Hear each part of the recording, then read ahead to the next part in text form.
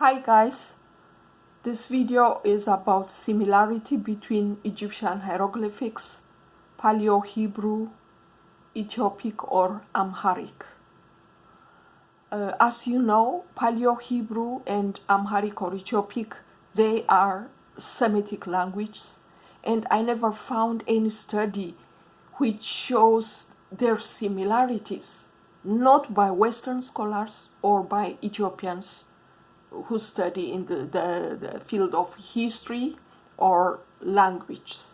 And I'm surprised that, during my research, I found out that there is so much similarity between Paleo Hebrew and the Ethiopic Amharic alphabet.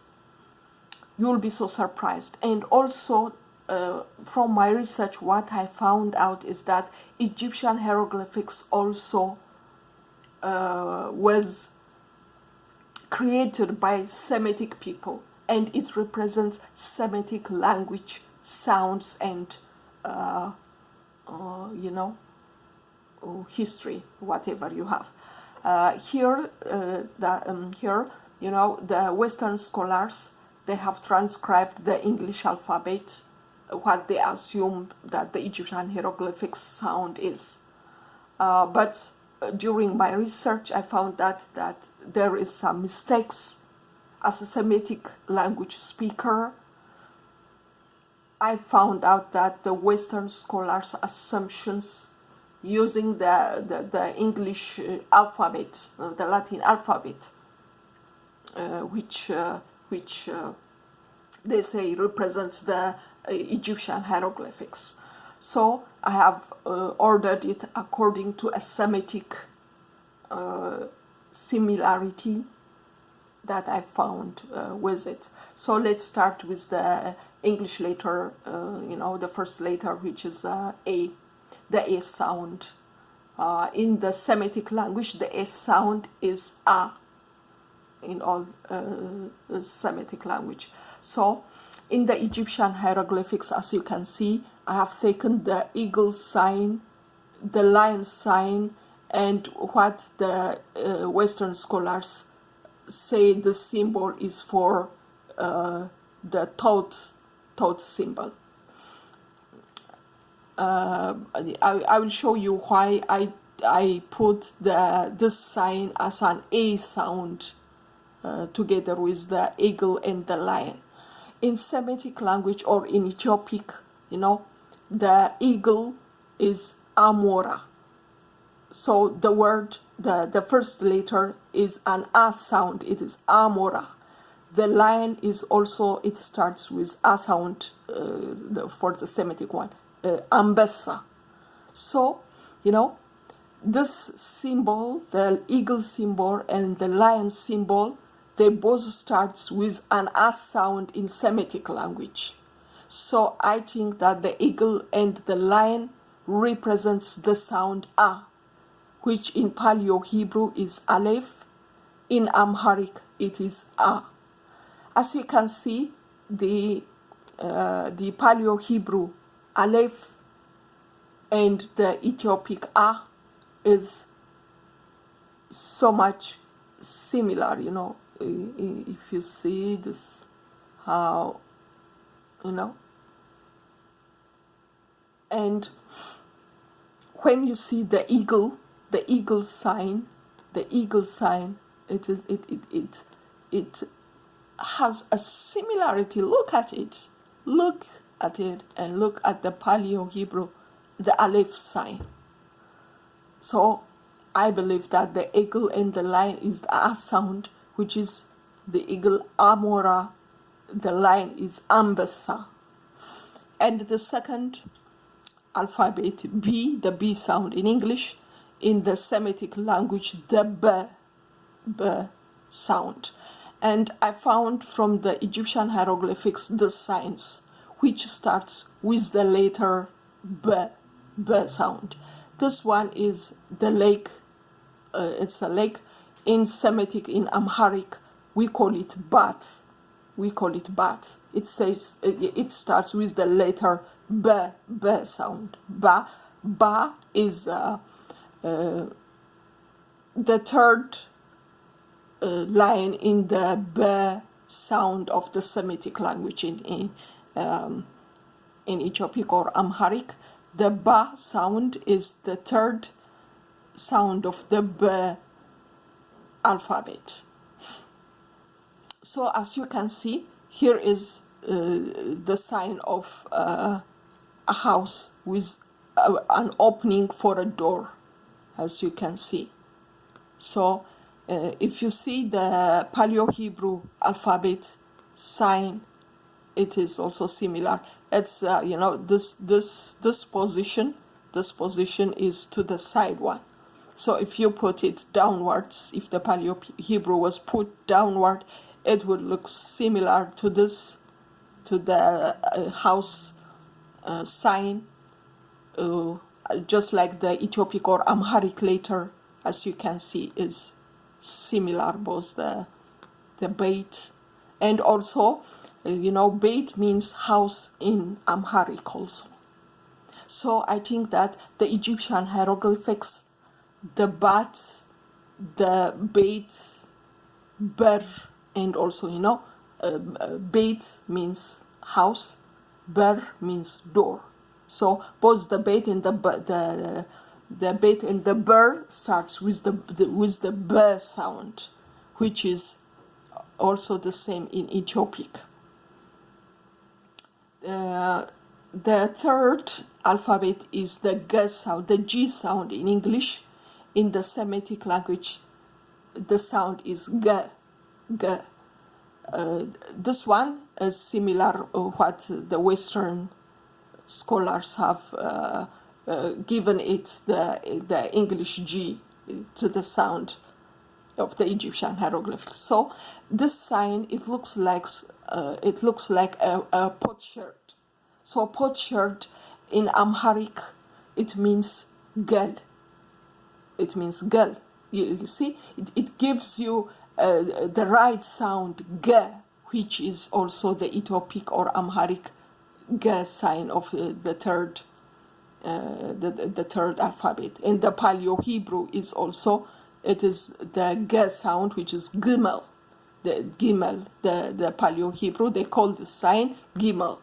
Gimel is also what we call also the camel. The camel. It means camel. Gimel means camel. So Gimel in Ethiopic is also Gimel. Camel in Ethiopic it's also Gimel. So as we can see, the sign, the Paleo Hebrew sign, and the Ethiopic G is similar. It's almost the same. So the Egyptian hieroglyphics, the sign is, it's correct. They have also said the same thing. Okay, the fourth letter, the English letter D, in the Semitic, it is D. It is D sound. As you can see, I have taken a sign of the hand, and it shows here a cut of lake, which the symbol symbolizes as if the blood is flowing out of that cut of lake. So when you say this in Ethiopic or Amharic, it is dem. Blood means dem. So this symbol is to show the flow of blood. So the blood is dem in Ethiopic and also other Semitic language like Arabic and Hebrew. So in Paleo Hebrew, I assume that it is also blood. Dem. And also the other one is it is the hand, the portion of hand.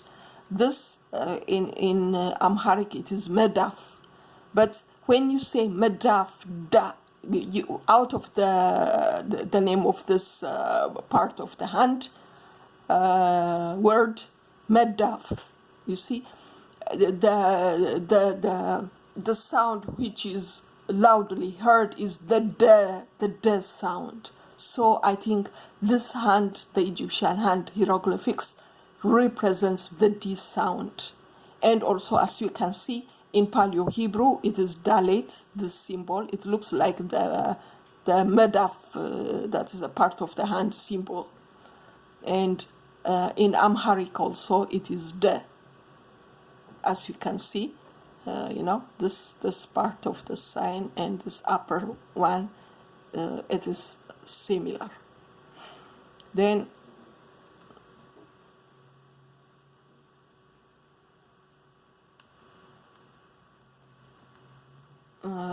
the next letter is the H sound, the English H sound. As you can see, the Egyptian hieroglyphics, you can find, I collected different kinds of symbols which look similar to the Paleo Hebrew symbol he sound and the ha sound of the Amharic symbol. As you can see, out of the Egyptian hieroglyphics, look, these three symbols, especially the three symbols, look so much, it's almost the same with the Amharic ha later. Look at it. And also, if you take this one and put it downside, it also looks similar like this one. So I assumed that the H sound, all the symbols represents the H sound. The Western scholars took this symbol and this symbol as the ha sound. But I included all these four other symbols together with the ha sound because they look similar to the Ethiopic letter ha and the Paleo Hebrew letter. If you put this Paleo Hebrew ha sound downside, it will look similar like this. So I think the Western scholars are mistaken for not taking the symbols as the ha sound also. Then the next letter is the W sound in English. In the Semitic, it is we. In the Semitic, is the we sound, And the we sound, the W sound, is represented in Egyptian hieroglyphics by a sign of a bird, And bird in Amharic or Ethiopic, it is wef. As you can hear, wef, we. So this symbol is W, we. In Amharic, this is the symbol for we sound, and in the Paleo Hebrew, it is wow, and you have the sign. And since bird in Amharic is wef, and also the sound in Paleo Hebrew, as you can see, is wow, and in Ethiopic is the sign with the we sound. That I think that the Egyptian hieroglyphics, the sign of this bird they were calling it wef, similar as the Semitic language. And also, what is surprising is that I will show you on this picture that I got from the Rosetta Stone. As you know, the Rosetta Stone is a stone that is found in Egypt. Where the Egyptian hieroglyphics is written together with two other languages, with Greek and some other language. There were three signs, one in Egyptian hieroglyphics, the other I forgot the name, and the third one, it was the Greek. And as you can see from the Rosetta Stone, look at the sign. Look at the sign. It is the West sign. So this symbol, I don't see it in the Western scholars when they transcribed the Egyptian hieroglyphics into English. Then I never saw the sign represented. But as you can see on the Rosetta Stone, you see this West sign, which is wef, the bird sign that they took as the sound for the W, the English alphabet W. Let me go back to the W sign. Here it is. So I think later on it evolved from the bird sign to this sign. As I have shown you the picture, it looks the same like the Amharic W sign. So it makes you believe that the Egyptian hieroglyphics was it represented a Semitic language which is similar to the Paleo Hebrew and Ethiopic. The next letter is the Z sound in English. In Ethiopic it is Z. In Paleo Hebrew it is Zayin. As you can see, the symbol, this one is, as you can see in the middle there is a connecting kind of line, and here you can see.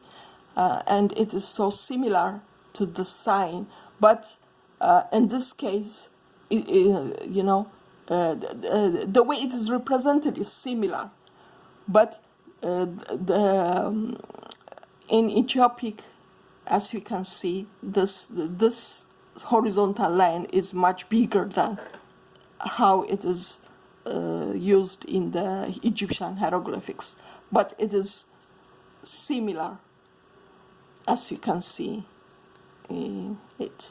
And also the Paleo Hebrew, the Zayin symbol, if you put it downward, it is the same as the Ethiopic Z. Or if you put the Ethiopic Z upside down also, it looks like the Zayin in Paleo Hebrew. Then the next letter is the H sound. The H sound in Ethiopic it is Ha. In Semitic it is Ha sound. As you can see in the Egyptian hieroglyphics, you can see the symbol. The Western scholars have taken the symbol as the H sound also. But I have included this Egyptian hieroglyphic sign together as the Ha sound because it is similar to the Paleo Hebrew and the Ethiopic, especially to the Ethiopic Ha. It is so the same. Look at it. And for the Paleo Hebrew, if you take these two horizontal lines out of the symbol, it is similar as this sign. And it makes you wonder, that first after the Egyptian hieroglyphics, then the Paleo Hebrew came. From the Paleo Hebrew, then the Ethiopic came, or maybe the Ethiopic came before the Paleo Hebrew. I don't know. I cannot say which comes first, which comes later. But what everybody can see from this alphabet is that it is similar. It is similar. You might doubt. You might say that this comes before this comes before that. But what is obvious is that these symbols and these letters, these alphabets, are driven from similar source. The next sound is the TS sound. In English, you don't have one symbol for the TS sound. In Ethiopia, it is S sound. For the S sound, both the Paleo Hebrew and the Ethiopic use two different kinds of the Ethiopic use two different signs for the S sound. This one and this one. This one is a S sound. I'm not sure. I put it here. Not sure whether this S sound should be with the put together with the S sound or with the T sound. So I just simply put it here because there is some kind of similarity in sound. In Paleo Hebrew, this sign is Tet. As you can see, this signs exist in the Egyptian hieroglyphics. Look at this. This is the same sign as the Paleo Hebrew. And also here comes, in the case of the Ethiopic or Ethiopian, it's just one horizontal line. But in the case of the Paleo Hebrew and the Egyptian sign, it is a cross sign inside the circle. And this also makes you wonder, that the Egyptian hieroglyphics is a source for both Paleo Hebrew and the Ethiopic one. And if you take the symbols, like in Ethiopia, the symbol, the sun means Tsahai. We call it Tsahai. So when you say Tsah, so the Egyptian must have also used that sound, because here in the Paleo Hebrew it is states, it's the same like that, and Tsah in Ethiopic or Amharic, as you can see, it's a circle and a horizontal line inside. And also this symbol looks like a breast, and in Ethiopic it is tut. Tu is the second sound for the ta symbol in Ethiopic. Ta, we say the first letter is ta, then tu. Then we call this tut. So that's why I put this ta also here. Even though the symbol does not look like the ta, but ta and sa, it is similar. There's some kind of slight similar in the sound. So I've put it here to represent the TS sound of the Semitic language. Then the next letter is the Y sound in English. The Y sound in English. This sign, it looks like a feather. It looks like a feather sign. As you can see, in Paleo Hebrew, it is Yod. Look at it, how it is slightly similar.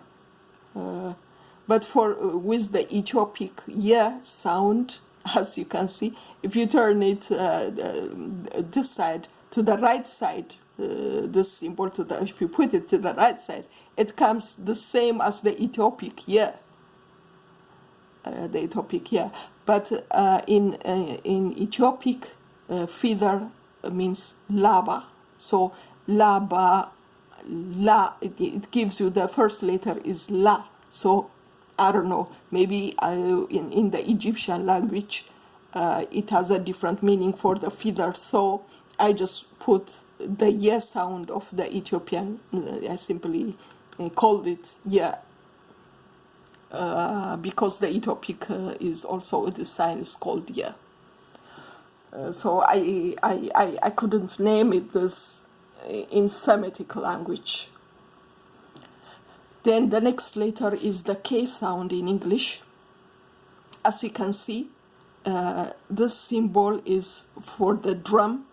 It looks like a drum, and this one looks like a call. In Ethiopic, the sound is ka. The ka for the K sound, it is ka. For the Semitic sound, it is ka. So in Paleo Hebrew, it is kaf. If you turn this upside down, it might look a little similar. Look at this one, the Paleo Hebrew, and this sign. And if you put it upside down, it might look, similar to the Paleo Hebrew and the Ethiopic one. What's surprising is that drum in Ethiopic, it means kabero, and call in Ethiopic means kasa. So both of it starts with the ka sound of the Ethiopic. And also the Westerners has transcribed the English letter K for the symbols. So this also shows the connection that the Egyptian hieroglyphics has with the Ethiopic or Amharic later. The next one is the L sound, which I have taken from the Egyptian hieroglyphics. As you can see, the sign of the hand, starting from here, as you can see, the hand from the wrist, starting from the wrist to the top of the hand, and also this looks like a robe. So the sound in Ethiopic or Semitic, it is le sound. L, the L sound in the Semitic language, it is le. As you can see, le, this sign looks like this one. If you put it, upside down, this one is so similar with the Paleo Hebrew, also lamed. As you can see, here is the shorter. This one is much better, much similar. As you can see, this is shorter. This is shorter here, and this longer one is this longer one. And in Ethiopic or Amharic, it is equal, both sides. And what's surprising is that to measure means in Ethiopic it means leka. So it gives you the le sound, leka. And what's surprising is that in ancient Egypt, they used to measure by the cubit. Cubit means you measure it by your hand. That's how they used to measure it, by hand. And later on, they used to measure it also by the robe. So I put this hand symbol and this robe as the L sound, because in Semitic language, laka means measure. Laka means measure. So cubit means, cubit is a way of measuring in ancient Egypt, and cubit was measured by your hand. You used to measure it by hand. So I believe that the hand symbol and this rope symbol must be for the sound, for the L sound.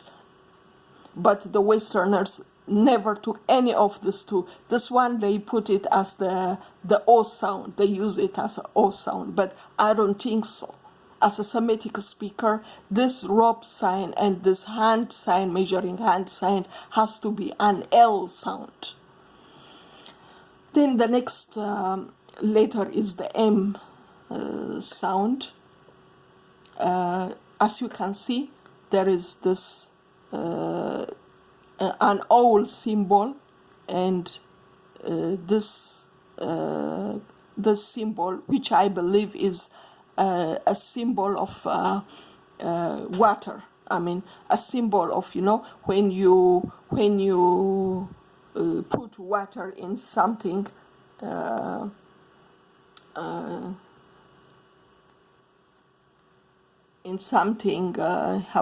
do you say it?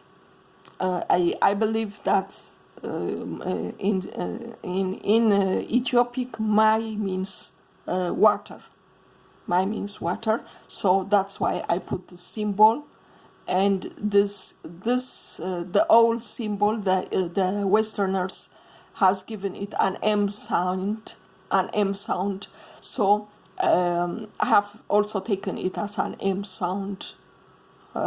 Because I'm not sure about it, so I have put it this together with the sign as the M sound. In Ethiopic, it is me. In Paleo Hebrew, it is mem. As you can see, the Paleo Hebrew and the Ethiopic is so much similar, especially the me sound. The first letter in Ethiopic is this one. Then this one is much similar, but this is the sound of me mu mi ma. It's the fourth sound in the me alphabet of the Ethiopic. So the fourth sound of the me alphabet is much similar to the mem of the Paleo Hebrew alphabet. I mean symbol, or letter, what you have. Then we have the N sound, and I have taken the symbol of water, and the snake symbol as the N sound of the Semitic language. In Ethiopic, it is N. As you can see, this sign, the Westerners, they put this sign as as the J sound. They put it as the J sound, but I don't think so. As you can see the symbol, it is the same with the Ethiopic ne and the Paleo Hebrew nun sound. So it has to be a ne sound, an n sound together with the sign, because also this is a snake sound. When it bites you, in Semitic language, it means nedefe. So ne, you bring out nedefe, which means ne. The first sound is ne. So this symbol is a ne sound, an n sound, which the Western scholars mistakenly put it as a J sound, The symbol might look with the J sound, with the J symbol, but the sound is not the same. So it has to be an N sound. That's what I found out. And let's see, the next one is the S sound. For the S sound, I have taken this Egyptian symbol because it's similar to the Ethiopic se, as you can see, se sound, and also to the Samek of the Paleo Hebrew. If you just take one side of it and you put this out and put it upward, it looks similar to this Egyptian symbol, and also similar to the Ethiopian se. And also